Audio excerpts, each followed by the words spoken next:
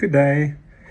Um, I want to speak about something that I think we all face to a lesser or a greater degree, and that is that we are not the leaders in a category of products and services, but we are one of the smaller followers because any category can only really have one leader.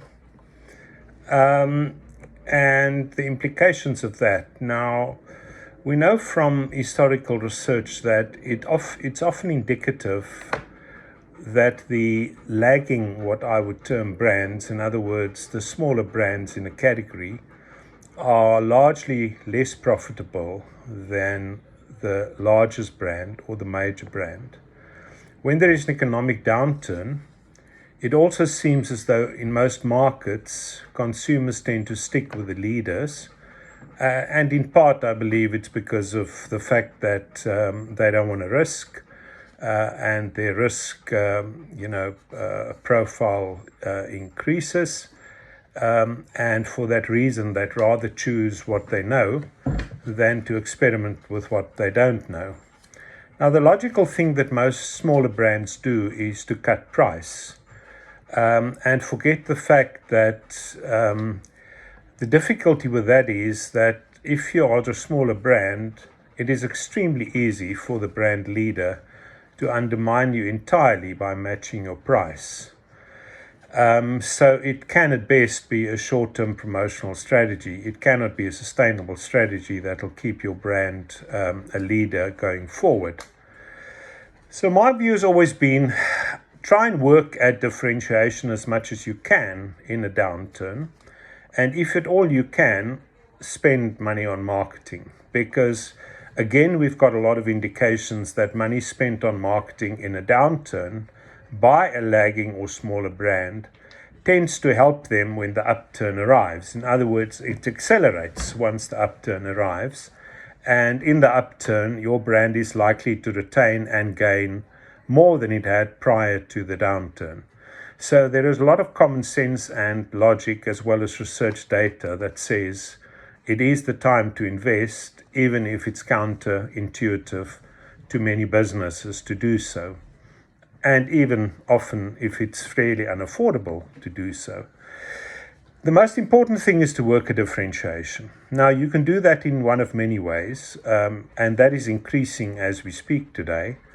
You can do that by focusing on a specific segment of the market. Rolex is not targeted at the whole market of watches. It's targeted at a particular segment of the market. The same applies to Spotify. It's not really targeted at the entire market. You've got far more specialized classical music channels in Europe and other places that tend to capture a different audience from Spotify.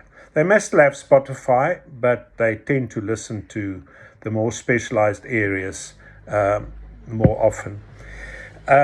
So differentiation is key, and that can be by adding value. In other words, doing something that adds more value to your brand rather than simply reducing the price thereof. In other words, adding a certain percentage of volume beyond what you had before, adding a promotional item with it, giving people, after a series of purchases, a gift to go with it, but that matches the category and matches the product.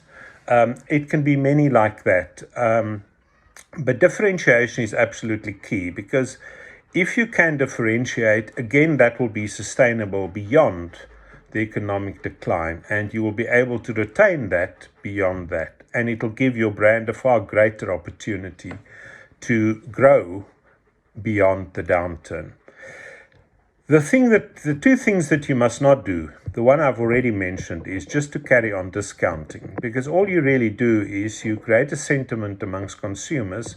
If I wait long enough, that brand will go on promotion. And guys, that's a very dangerous thing because then you have very high spikes in promotional periods, and for a period of time, nothing actually happens. Because people have full cupboards and then all of a sudden they need the item and they wait for the next promotion to happen.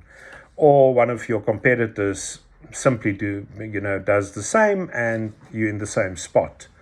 The other issue is to stop advertising and marketing me too. In other words, there is no point if the leading detergent is seen as the strongest detergent in a market for you to try and make the same claim. Because if you want to and can make the same claim, then you need a disproportionate amount of research evidence, consumer evidence to prove that your product or brand is better than the competitors. In competitive advertising markets, if you can do that, that is a brilliant strategy if you're able to do it. Many markets do not allow competitive advertising, and I don't understand why not, because when used right, it is effective. But then you must be able to prove that you can deliver the same results at potentially a lower price, or even better results at the same price, because frankly then there would be no point in discounting your product.